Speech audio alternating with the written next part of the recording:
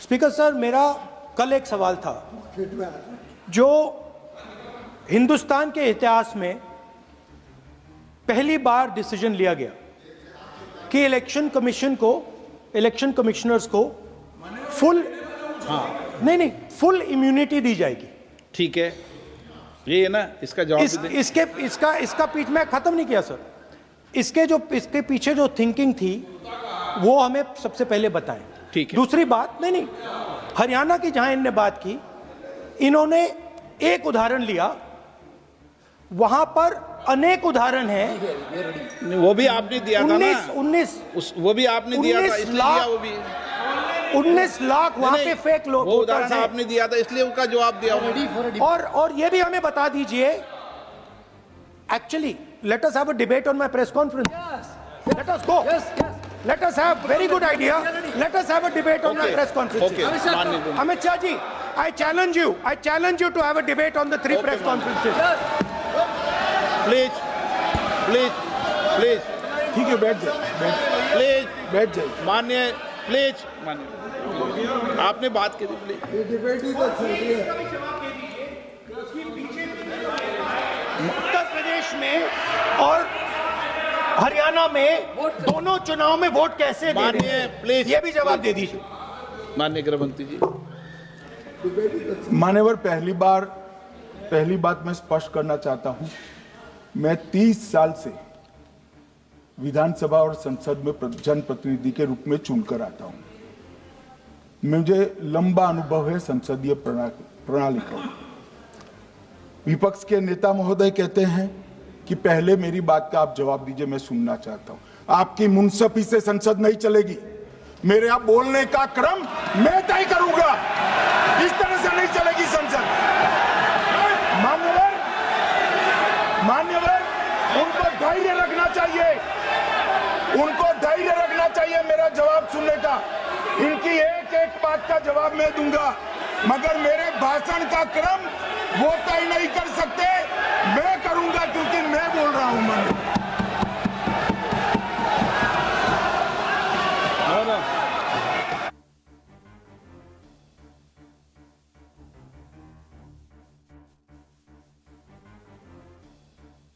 एक मिनट गृह मंत्री जी, एक मिनट गृह मंत्री, क्या गलत बोला उन्होंने यही बोला, आपने जो बात उठाई है मुझे कब बोलना है मैं तय करूंगा, यही बोला ना। उसमें क्यों उत्तेजित हो रहे हो आप? हाँ, आपके 2-2 मिनट में खड़े होने से थोड़ी जवाब देते रहेंगे। नो, माननीय गृह मंत्री, नहीं हो सकता। मैं आपको फिर मौका दूंगा, आपको। हाँ बोलिए, बोलिए सर। ये बोलिए। आपने अगर अमित शाह जी का रिस्पांस देखा तो ये कंप्लीटली डिफेंसिव रिस्पांस है, ये घबराया हुआ रिस्पांस है, ये डरा हुआ रिस्पांस है। अब सुनिए पूरी बात, प्लीज मानिए। नो, सच्चा रिस्पांस नहीं है। माननीय गृह मंत्री जी, मान्यवर, आपके चेहरे पर मान्यवर, आपके चेहरे पर चिंता की लकीरें मैं देख रहा हूं कि मैं क्या बोलूंगा। मैं उनके उकसावे में नहीं आऊंगा, मैं मेरे विषय पर बोलूंगा। मान्यवर, मैंने इतना ही कहा कि मेरे भाषण का क्रम मैं तय करूंगा। मेरे भाषण का पहले क्या बोलना, बाद में क्या बोलना, मैं तय करूंगा। और मैं मानता हूं कि हर एक वक्ता का ये अधिकार है, उनका भी है, मेरा भी है। कल वो बोल रहे तो हम ऐसा थोड़ी ना बोले आप झूठ क्यों बोल रहे हो, हम नहीं बोल सकते साहब। वो माननीय विपक्ष के नेता है, वो बोल सकते अपना भाषण। मान्यवर, और मैंने तो ये भी कहा, मेरा पूरा भाषण छूट कर कुछ बच जाता है तो आप पूछिएगा, मैं जवाब दूंगा, मगर अब धैर्य भी चाहिए और सुनना भी चाहिए, दोनों चीजें करनी पड़ती है। मान्यवर, वोट चोरी का कोहराम बचा। मैं वोट चोरी किसको कहते हैं वो बताना चाहता हूं। वोट चोरी के 3 आयाम हैं। एक तो मतदाता नहीं है, मतलब योग्यता नहीं है, और आप वोटर बन जाते हो तो वोट चोरी माना जाएगा। दूसरा, आप गलत प्रकार से चुनाव जीतते हो तो वोट चोरी माना जाएगा। और तीसरा, जनादेश को डिफाई करते हो, मतलब वोट के विपरीत आप कोई पद प्राप्त कर लेते हो, तो भी एक प्रकार से वोट चोरी होता है। अरे सुनो ना, क्यों जल्दबाजी करते हो मानिकम? क्यों? अब मैं 3 वोट चोरी की घटनाएं बताना चाहता हूं। सबसे पहली घटना हुई आजादी के बाद देश का प्रधानमंत्री तय करना था। तय कौन करना था? तो उस वक्त के जितने प्रांत थे इसके कांग्रेस के अध्यक्षों ने, उनके एक एक वोट से तय होना था। अब 28 वोट श्री सरदार पटेल को मिले और 2 वोट जवाहरलाल नेहरू जी को मिले।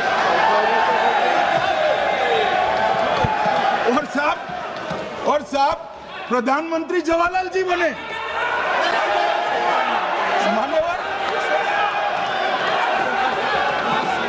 मान्यवर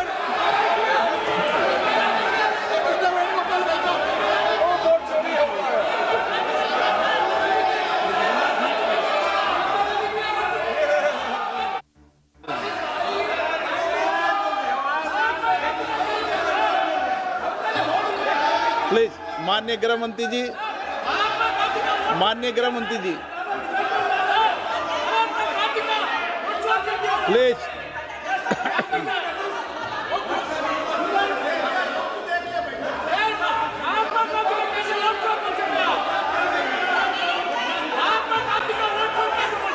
बैठो बैठो, बैठिए माने, प्लीज प्लीज प्लीज।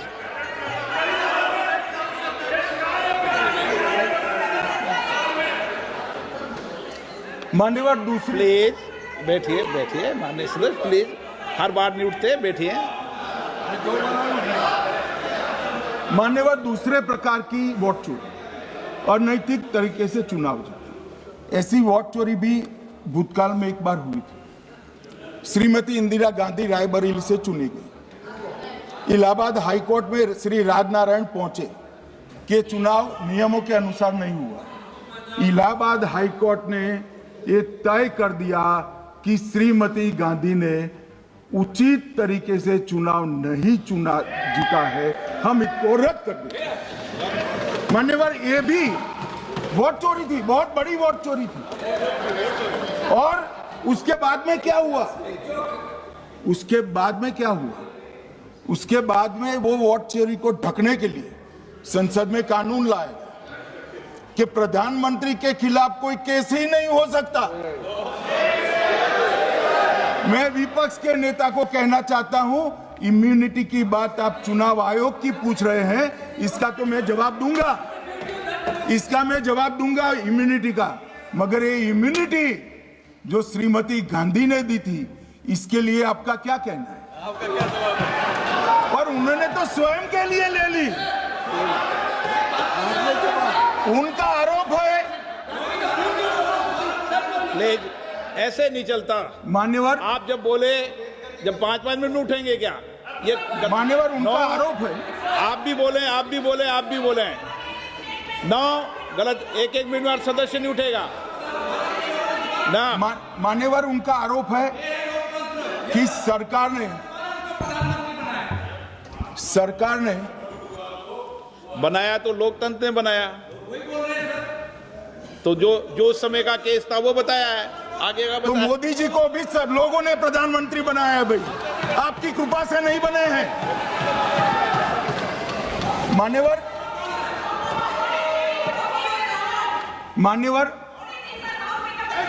इस तरह से माननीय तरीका ठीक नहीं है आपका, 2-2 मिनट में उठना। मान्यवर, विपक्ष के नेता ने कहा कि आपने चुनाव आयुक्तों को इम्यूनिटी दी। इनका आरोप सत्य नहीं है, मैं इसकी बात बाद में करता हूं। परंतु हमने तो चलो मानो चुनाव आयुक्त को इम्यूनिटी दी, श्रीमती गांधी ने तो अपने आप को इम्यूनिटी दी। और फिर जब ये संवैधानिक सुधार के वायरस चैलेंज हुए, तो वो केस जीतने के लिए 2, 3 और 4 नंबर के सर्वोच्च न्यायालय के जज को बाईपास कर चौथे नंबर के जज को चीफ जस्टिस बनाया और वहां केस भी जीत लिया। और मान्यवर, ये तो इतिहास है, कौन झुठला सकता है? इनको कोई पढ़ाता नहीं है इतिहास। ये तो इतिहास है, सर्वोच्च अदालत और संसद के रिकॉर्ड में रखा हुआ इतिहास है। इसके खिलाफ लल्लन सिंह जैसे कितने लोग पूरा जीवन लड़े बिहार में, इमरजेंसी के खिलाफ जेल में गए, लाखों लोग गए। और तीसरी वोट चोरी कहना चाहता हूं, तीसरी वोट चोरी का प्रकार मैंने बताया था कि योग्यता नहीं है और मतदाता बन जाना। अभी अभी एक वाद पहुंचा है, वाद मतलब डिस्प्यूट पहुंचा है दिल्ली की सिविल अदालत में। उसमें डिस्प्यूट ये है कि सोनिया गांधी जी इस देश की नागरिक बनने से पहले मतदाता बने।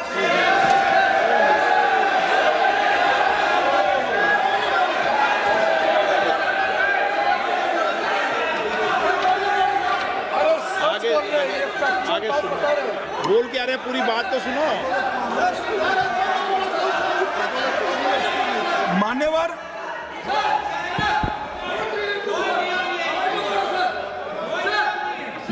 मैंने इतना ही कहा है कि अदालत में केस चल रहा है जो फैक्चुअल है। अब जवाब तो उनको अदालत में देना है, सोनिया जी ने यहां क्यों दे रहे? अदालत में जवाब देना है।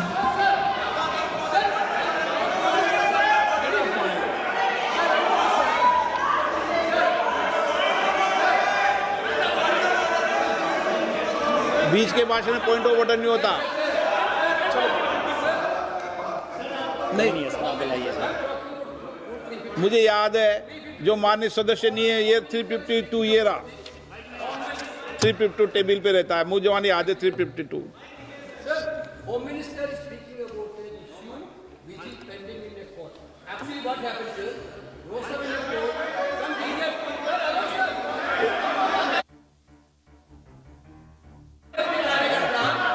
Filed a case on Madam Sonia Gandhi's voting on that 80.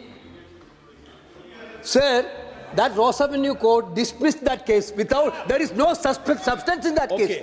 After the same person given an appeal. Gandhi not even voted in that election. I am challenging Home Minister. Okay. Sonia Gandhi not even voted that election. Can you prove it? Can you prove it? Sir, misleading statement a Home Minister doing. Sir, you are. What is this, sir? एक minute please दादा, एक minute please. No, बैठिए। No मान्य please.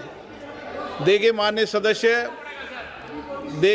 सदस्य, 2 दिन से मैं चर्चा को सुन रहा हूं और 2 दिन से चर्चा को सुन रहा हूं और 352 आपने भी पढ़ा है, मैंने भी पढ़ा है, ठीक है ना। कई बार इधर से भी उधर से भी इस विषय को कई बार बोला गया है। जब डिबेट चलती है उसके संदर्भ में कई विषयों को बोला जाता है, ठीक है ना। और इसीलिए सुनिए बात, माननीय गृह मंत्री जी ने, आपने आधी बात सुनकर हर 2-2 मिनट में उठने लगोगे, ऐसे चर्चा नहीं होती। आप उनकी पूरी बात को सुनिए, क्या संदर्भ था, उन्होंने कोई फैसला नहीं दिया है, उन्होंने एक जानकारी जो आई है वो जानकारी सदन के पटल पे रखी है। अब मुझे सुनिए तो, अब आपने एक मुद्दा खड़ा किया, मुझे जवाब तो देने दीजिए।